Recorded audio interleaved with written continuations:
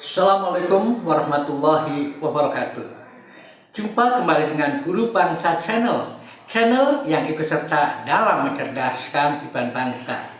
Bagi Anda yang belum subscribe, silakan subscribe, klik like and share agar manfaat dari konten ini dapat tersebar lebih luas.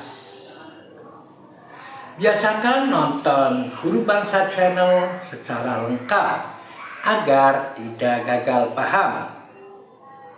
Kita lanjutkan pembicaraan kita terkait dengan politik anggaran.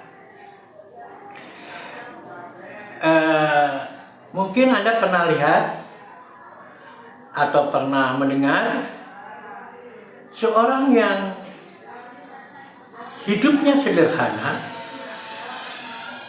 gajinya orang bilang pas-pasan, tetapi masih bisa menyisihkan sebagian yang dia terima untuk zakat, untuk sedekah, bahkan setiap dia ke masjid tidak lupa mengisi kas masjid. Sementara ada orang yang kaya raya tapi dikenal oleh masyarakat sekitarnya sebagai orang yang bakhil, sulit dimintai pertolongan dan sebagainya. Itu terkait dengan politik anggaran keluarga tentunya. Demikian juga pemimpin nasional, pemimpin daerah, gubernur, bupati, wali kota dan sebagainya. Dia memiliki otoritas untuk mengatur anggaran daerahnya, anggaran provinsinya, anggaran negaranya. Sehingga apapun sebetulnya bisa diusahakan, mana yang bisa digratiskan, mana yang bisa dibayar, dapat dari mana, dan sebagainya. Seperti yang sering Anies katakan adalah dari mana, oleh siapa, untuk siapa, dan sebagainya. Nah, jadi pada akhirnya politik anggaran itu tercermin dari kebijakan-kebijakan yang diambil oleh seorang pemimpin. Contoh yang mudah adalah bagaimana seorang pemimpin melakukan politik anggarannya. Katakanlah yang baru-baru ini terjadi adalah terkait dengan penanganan COVID di Indonesia. Kita tahu yang pertama di Jakarta, yang paling meledak Jakarta karena memang tingkat kepadatannya juga tinggi. Untungnya Jakarta punya gubernur, ya. Untungnya Jakarta punya gubernur yang cerdas, ikhlas, sehingga bisa mengaturnya dengan baik.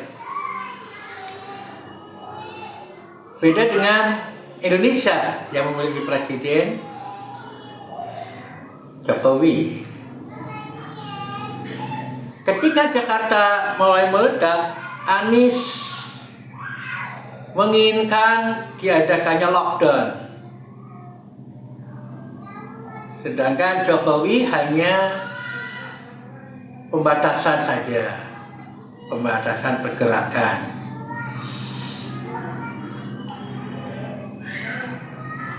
Dengan alasan yang kelihatannya mulia. Tapi nanti saya terangkan. Beda antara lockdown dan PSBB tentunya adalah kalau lockdown itu tentu saja karena memerintahkan untuk berada di rumah, pemerintah harus bertanggung jawab untuk menanggung biaya hidup warganya. Itu sebuah konsekuensinya. Dan Anies memilih itu. Anies lebih rela mengatur keuangan daerahnya untuk menyelamatkan warganya, sehingga menghindar lockdown daripada warganya keliaran kian kemari terancam oleh kematian karena wabah, Anies memilih untuk lebih baik menanggung biaya hidup dari warganya. Tapi itu tidak direstui oleh Jokowi. Jokowi memilihnya PSBB. Bedanya, tentu saja PSBB tidak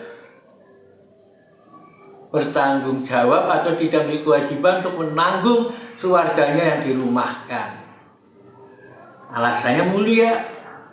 Alasannya memang kelihatannya mulia, tapi ini sebuah sesuatu yang harus kita pertanyakan. Alasannya adalah agar memberi kesempatan pada mereka yang harus mengais rezeki, yang biaya hidupnya, yang gajinya harian. Mulia kan alasannya? Tetapi saya marah dengan alasan itu. Dan saya bikinkan kontennya juga. Apakah kita tega membiarkan saudara kita berkeliaran yang kemari menantang maut? Karena menurut saya kita tidak berpikirnya bukan begitu. Kita memang kita rumahkan, saudara kita tidak berkeliaran, yang biasa kali makan di rumah, kita bantu, kita tanggung jawab itu. Seperti Cina dengan Wuhan-nya, seperti itu. Seperti Pak Anies yang inginkan, ada bisa membantu itu. Tapi rupanya kalau saya menangkapnya itu pengiritan. Ya, itu pengiritan. Pemerintah panik karena akan ada mungkin biaya tambahan yang harus ditanggung, sehingga harus ngirit-ngirit. Rakyatnya diirit-irit, rakyatnya dibiarkan berkeliaran kian kemari cari makan dengan alasan memberi kesempatan, tapi itu adalah membiarkan saudara-saudara kita tertular COVID. Ya itulah kenyataannya, itulah dua hal yang berbeda dari kebijakan atau dari politik anggaran yang berbeda. Anies mementingkan bagaimana kesejahteraan rakyatnya, keselamatan warganya, sementara Jokowi memikir ngirit-ngirit dan sebagainya, didukung oleh Erlangga dan sebagainya saja. Ada pokoknya di konten saya ya, sekitar awal-awal 2020 itu banyak mengupas tentang itu dan banyak di TikTok. Setelah channel yang sudah 15 tahun itu juga kalau itu di lockdown, itu sudah diblokir itu ya, nggak entah report dari mana. Terakhir report itu saya dikatakan terkait dengan pengajian yang di dalam sekolah saya itu reportnya saya heran, pengajian di sekolah kok di slide saya reportnya akhirnya ditutup. Ya itu cara-cara mereka untuk jadi saya bisa belajar. Nah, jadi dengan report yang negatif akhirnya diperingatkan pedoman komunitas, tutup deh itu. Saya jadi tahu itu. Oh gitu, karena saya mengindikasikan itu. Loh, pengajian kok di slide? Jadi begitu kan, di slide, kemudian reportnya negatif, ya udah pedoman komunitas, mereka punya komunitas banyak, ya di lockdown, diblokir. Nah itu saya baru saja mengalami itu di akhir Februari, dan channel ini ada mulai akhir Februari juga. Ya, kita mari bangun baru. Jadi kita kembali kepada tadi adalah bahwa politik anggaran memang akan terlihat pada kebijakan-kebijakan diambil. Ya, saya sangat marah dengan kalau kebijakan Anies untuk lockdown itu adalah sunnah Rasul. Ya, karena kalau ada wabah, jangan masuk, jangan keluar, dikunci lockdown. Sedangkan ini boleh masih ada yang masuk keluar dan sebagainya, akhirnya ke seluruh Indonesia karena Jakarta tidak di lockdown. Itu bedanya dengan di Wuhan. Di Wuhan di lockdown, Cina yang lainnya aman, ya kecil-kecil lah. Di Indonesia meledak, ratusan ribu meninggal. Itu bentuk dari kebijakan yang keliru.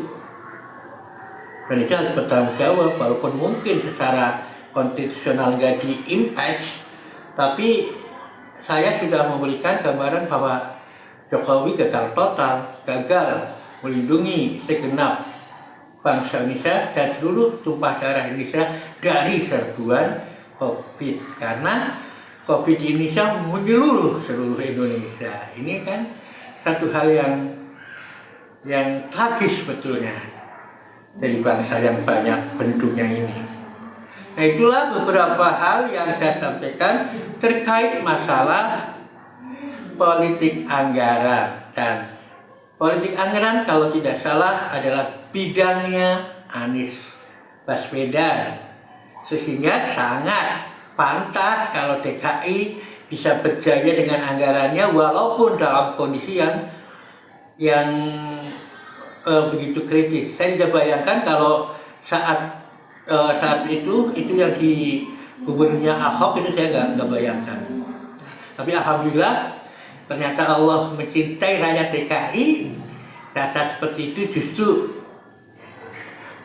gubernur yang sangat santun, sangat lembut hatinya pada umat.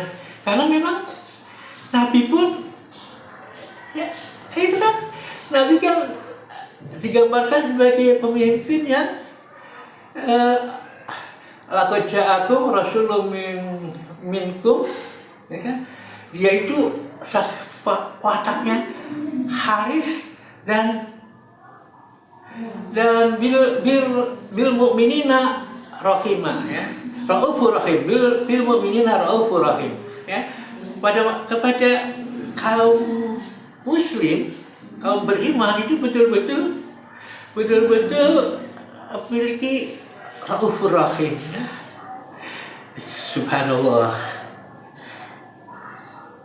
Apa yang dilakukan Anies Baswedan di Jakarta dengan menggerakkan TKD itu untuk menyadarkan ASN Jakarta untuk berbagi dengan TKD, itu adalah sifat kepemimpinan yang raufur rahim. Saya pikir itu tepat kalau Anies memang para santri. Jadi para santri itu ya memang harus didukung oleh para santri.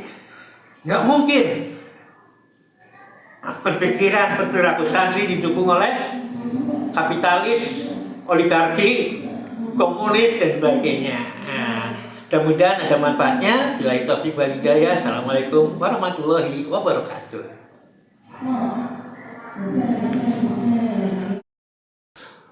Tonton rubrik politik lainnya di Guru Bangsa Channel yang mencerdaskan kehidupan bangsa.